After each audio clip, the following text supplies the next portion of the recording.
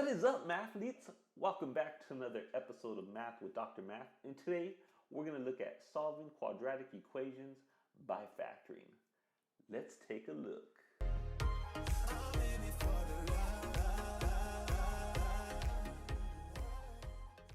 Alright, so here's the big picture. Before you solve any type of equation or simplify any type of expression, you have to know what the heck it is you're dealing with. So that's why I asked you the big question here. So exactly what is a quadratic equation? Because you're going to have techniques that I'm going to show you how to solve these, but you're not going to know when to use these techniques unless you know when to use them and what to look for. All right, so here we go. First of all, a quadratic equation is any equation, and we're looking at one variable whose highest exponent is 2. So we're going to have, like, for example, an x squared floating around somewhere. All right, so we'll do some examples so I could show you exactly what you're looking for. And so here what we have is a quadratic equation. And this quadratic equation is said to be in standard form. All right, so notice we have the quadratic on one side, the quadratic expression on one side, and it's set equal to 0. So make sure you set it equal to 0. And before continuing, what's even more important than that is making sure you smash that subscribe button and give us a like so our YouTube videos get shown to more people. All right, so before we get into solving these quadratics, let's actually make sure you know when to use these methods that I'm about to show you. All right, so this, in my opinion, is the most important part, because then once you're able to identify these certain types of equations, then we could proceed, right? But you can't begin solving these types of equations unless you identify which ones are quadratic or not. All right, so here's a question. Which equations below are quadratic equations? Circle the quadratic equations. All right, so notice we have 8 equations right here, and what we're looking for is to see which one of these are quadratic equations. So this one has an x squared, and I only see one variable, right? So this one is quadratic. Number 2, the biggest exponent we see is 1, right? Because it's not squared. So this is actually a linear equation. So this one is not quadratic. This one, I would have to do some work first. I would have to distribute that x. And once I distribute that x, I would get x squared. So this is quadratic. Here I see x cubed, right? That eliminates that. This is a quadratic expression, not an equation. It's not equal to anything. So this one doesn't qualify. Again, here I have to multiply it first, right? We have to FOIL. And once you FOIL, you're going to see you have a quadratic equation right there. And it's set equal to 0. Nice. Here we have one variable, and the biggest exponent is 2. So this also is a quadratic equation. Here we have a quadratic function because notice you have 2 variables. It's not equal. I know I have an x squared, but this isn't equal to any variable x or number over here. So this, it turns out to be a function, quadratic function. We'll talk about that later. And I have too many variables. Think about it that way. All right. So now that we're able to identify which are quadratic equations and which are not, now let's take a dive into this in terms of, what's one method I could use to solve these quadratic equations. So the first thing you have to understand is this zero product property. And you've been using this forever. You just probably didn't give it a name. So all it tells us is that when we multiply 2 numbers here, that when you multiply them, if you get an answer of 0, that means that one of these 2 numbers has to be 0. Either this factor A is 0 or this factor B is 0, or maybe they're both 0. So there's our zero product property. So why is that important? All right, so let's take a look at why the heck do I even need that? So what this means is that when we're going to solve a quadratic equation by factoring, that's what we're going to look at today, is solving quadratic equations by factoring.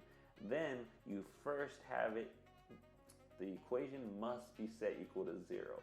And I could have just dove into this, but what's important for us to understand is this right here, because people just want to go to the ending. Just show me how to do it, show me how to do it. And here's the problem with that. They're gonna try to do the techniques that I show them, but they're not gonna have the right setup because everything isn't always magically set up for you, right? This isn't your box of Lucky Charms.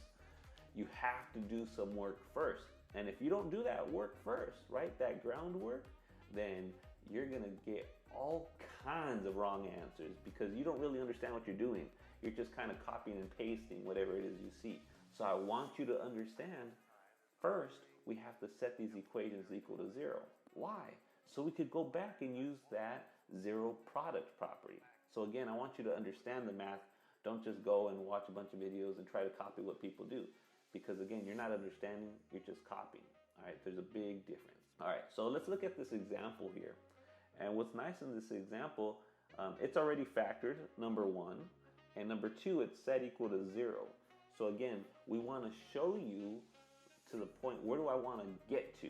Where is the point that I want to get to? And you want to get to a point where number 1, the equation is factored, and number 2, it's set equal to 0. And actually, if I were to number these, I would first want it equal to 0 and then factor it. And you'll see what I mean as we go through these problems. So notice you have the first factor, x plus 3, and you have your second factor, 2x minus 1. So what we're going to do is with each one of these mother factors, we're going to set them equal to 0. All right, so that's what the process looks like. Because if I have 2 factors and they're equal to 0, then what do I know? I know that either the first factor is equal to 0 or the second factor is equal to 0. And that's using the zero product property that you guys copied down earlier. All right, so let's go ahead and do it. Let's do this, Dr. Math. So x plus 3, set that equal to 0. So we're going to solve this equation, and it's linear. Subtract 3 from both sides. So you get x equals negative 3. All right, so there's one of our solutions. And then we have our other factor, 2x minus 1. We also set that equal to 0. And let's solve it. So you get 2x equals 1. We're going to go ahead and divide this by 2, both sides by 2, and you get x equals 1/2. So your solutions are negative 3 and 1/2.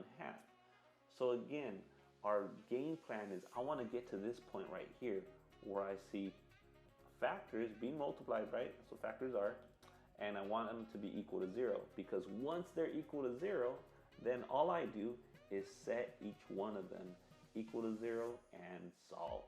And that's how I get my solutions. All right, so before we move on, let's make sure that you understand this. So press pause, and I want you to solve number 1 and problem number 2 here. So press pause, solve those. Just make sure you understand, because if you don't understand this, there's no point in moving on. All right, so let's see. Did you get x equals 2/3 or 4 for number 1? And did you get x equals negative 5 or 3/4 for number 2? So if you did, perfect. If you didn't, ask your question below, right? Help our community help you out, all right? Because it's very important before we move on here. All right, so let's look at this one. It's a little different because notice we have 1, 2, 3 factors here. So this equation has 3 factors in it. So it's a little different, but here's what's great about math. The rules never change, right? So don't just start making up rules. So what do we do with each one of these mother factors? Well, let's take a look. So, well, what if you have, instead of a variable on the outside, a negative 3? So this is something that comes up all the time that confuses students. So let's take a look. So again, you still have 3 factors, but there's something a little different. So what's wrong with these answers? Because earlier we said, well, all we do, Dr. Math, is set each one equal to 0. True. But does negative 3 really equal 0? Of course not. So what we do is we eliminate that possibility, and we only have 2 solutions here. So we take these 2 equations and you solve them for x, and we end up with negative 4 and 1. So you always have to make sure, do my solutions make sense? So now let's talk about what happens when they're not factored, when things aren't set up nicely. Because most of the times, truth be told, they're not factored for us. We have to do that groundwork. All right, so in this example, right, that we see here, you must first factor the equation. And after you factor, then you set the factors equal to 0. So let's take a look. You have 9x squared minus 4 equals 0. So hopefully what you see here is we're going to be able to factor this using the difference of two squares. All right, so if you haven't checked out that video, if you're confused about difference of two squares, click on the link below and I talk about how to factor using the difference of squares. All right, so I first factor this, and so I get 3x plus 2 and 3x minus 2 equal to 0. And just like we stated before, we're going to go ahead and set each one of these factors equal to 0, and then we solve. So here we'll subtract 2 from both sides. We get 3x minus 2 and divide by 3, and we're going to get x is negative 2/3. We're going to do the same thing to this side, and you're going to end up with x equals 2/3. So again, the hardest part in theory is going to be your ability to factor. So make sure you practice factoring. And we have plenty of videos linked below to help you with that. Because again, if you understand the big picture, this is not going to be hard at all. All right, let's take a look at another one. So do you know the first step in this one? So notice, this one is not factored. So when you're factoring, always look for your GCF, the greatest common factor, before you factor any polynomial. So we notice that they both have a 2x in common, so we factor out a 2x. And so we're left with 2x times x plus 4. So we set each one of these factors equal to 0, right? And we solve each one of these equations, and you get your two solutions. All right, so this one is pretty easy, but this is a problem that most people miss because they're trying to get all fancy and use all these techniques, and they forget to ask the simple questions. Did you take out a GCF? Right, so always look for the GCF first. If you don't, get your money back. All right, so this last example that we want to look at here is, what if, right, it's not equal to 0, right? So what if we get something that's not equal to 0, such as x squared minus 27 equals 6x? Well, then it's your job to make it equal 0. So we're going to subtract 6x from both sides because you want to set it equal to 0. And now you put things in descending order. So notice the terms are in descending order here. So once they're in descending order, now it's up to you to factor, just like we said earlier. So I look for my GCF. In this case, there's no GCF, but I always check. So we factor it, we get x minus 9 and x plus 3, and that's equal to 0. So set each factor equal to 0. So we have x minus 9 equals 0 and x plus 3 equals 0. So after you went ahead and you set each factor equal to 0, now you solve. This is the easy part, right? So you add 9 to both sides on this equation, subtract 3 from both sides on this equation. So you get x equals 9 or x equals negative 3. So again, I'm going to say this all video long. The biggest obstacle is going to be your ability to factor. So please put that time into factoring. And once you do, this section is going to be a piece of cake for you. All right. So now, folks, we have some homework problems for you to practice. So you have 1, 2, 3, 4, 5 problems to take care of. And what we want you to do is go ahead and solve those and write down your solutions in the comments below, and let's see what we get. All right, and you could check yourselves. I want a discussion to take place because you might make some errors, and I want you to see, what kind of errors are you making, because when you learn from them, you don't make those mistakes again. All right, folks, so that's a wrap.